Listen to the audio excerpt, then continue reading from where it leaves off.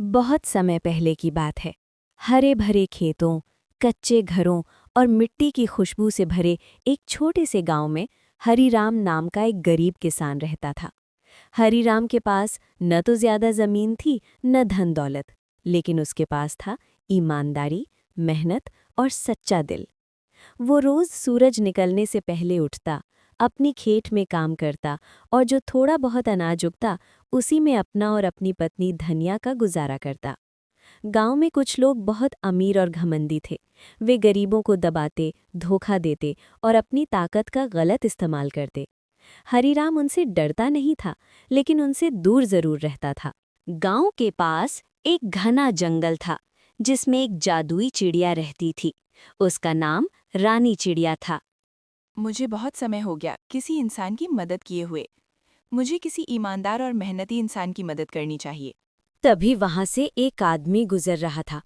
रानी चिड़िया बोली, अरे, ये तो वही हरीराम है जिसका पास के गांव में बहुत चर्चा है कि ये बहुत मेहनती और ईमानदार है और ये बहुत गरीब भी है। तभी रानी चिड़िया को एक तरकीब सूझी। वो एक सुंदर सफेद गाय में बदल गई। तभी हरीराम ने उस सुंदर गाय को देखा और उसकी तरफ गया। उसने इधर-उधर देखा और बोला, अरे, ये अकेली का इस जंगल में क्या कर रही है? कोई आदमी भी नहीं नजर आ रहा। तब उस गाय ने मीठे स्वर में कहा, मैं अकेली हूँ, मेरा इस जंगल में कोई नहीं।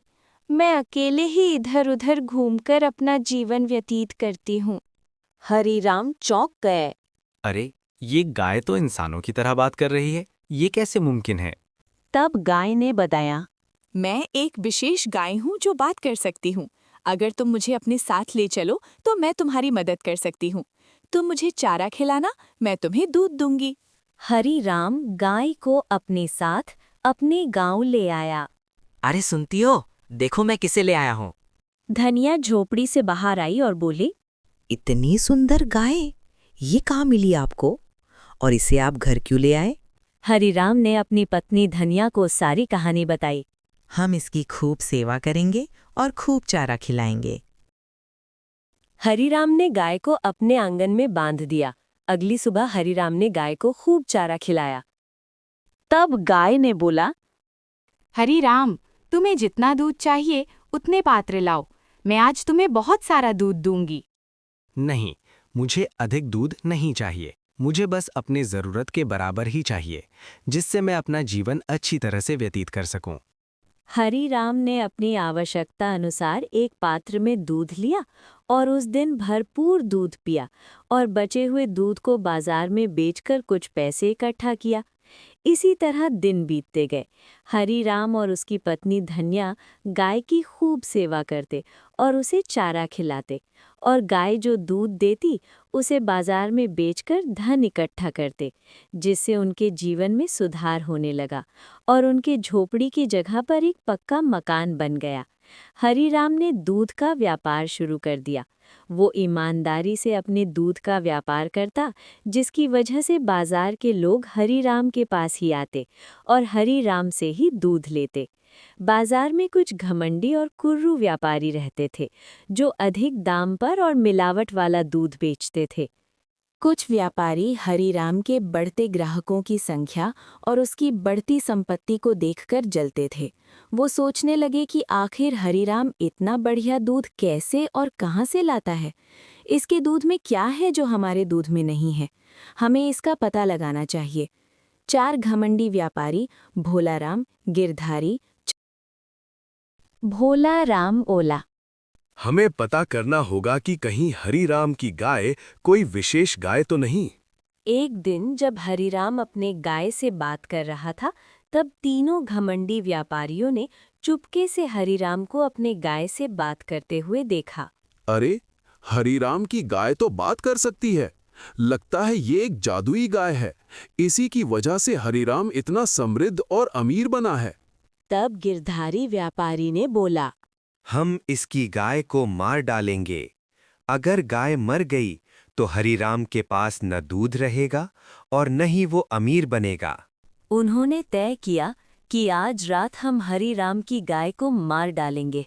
जादुई गाय को उस पर आने वाले खतरे का आभास हो गया था, उसने हरिराम को बुलाया और बताया, अगर किसी कारणवश मेरी मृत्यु हो जाती है तो तुम घबराना नहीं, मैं पुनः जीवित हो सकती हूँ अगर तुम मेरे बताए अनुसार विधि का प्रयोग करोगे तो।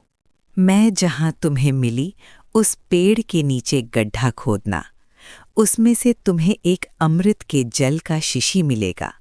उस जल को मेरे मृत शरीर पर छिड़क देना, मैं कुछ ही समय में जीवित हो जाऊंगी।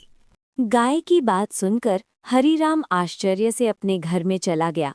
एक रात जब हरीराम और उसकी पत्नी धनिया सो रहे थे, तब घमंडी और अत्याचारी व्यापारियों ने बेरहमी से गाय को मार डाला।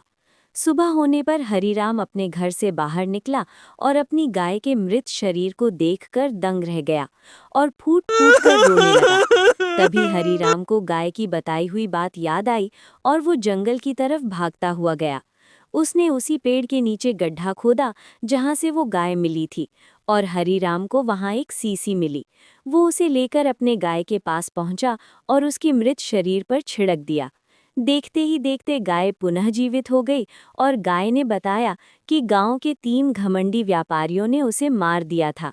गांव के पंचायत के सदस्यों ने फैसला किया कि इन तीनों व्यापारियों को गांव से बाहर निकाल दिया जाए और उन्हें गांव से बाहर निकाल दिया गया। हरीराम का जीवन एक बार फिर से खुशहाल और संतोषपूर्ण हो गया। एक दिन गाय ने हरीराम और उसकी पत्नी धनिया को अपनी सारी सच्चाई बताई। मैं गाय नहीं, एक जादुई चिड़िया हूँ। मेरा नाम रानी चिड़िया है। मैं गरीब और ईमानदार मेहनती व्यक्तियों की मदद करती हूँ। हरीराम, तुम एक बहुत ही ईमानदार और मेहनती व्यक्ति हो। तुमने मेरा कभी भी दुरुपयोग नहीं किया। तुमने ईमानदारी से मेरा दिल जीत लिया। अब तुम समृद्ध हो चुके हो और अब तुम्हें मेरी आवश्यकता नहीं। तुम अब अपना जीवन आराम से व्यतीत कर सकते हो। यह कहकर रानी चिड़िया आकाश में उड़ गई। इस कहानी से हमें ये सीख मिलती है कि ईमानदारी का फल मीठा होता है, अत्याचार ज्यादा दिन नहीं चलता, धैर्य और विश्वास से हर कठिनाई पार होती है।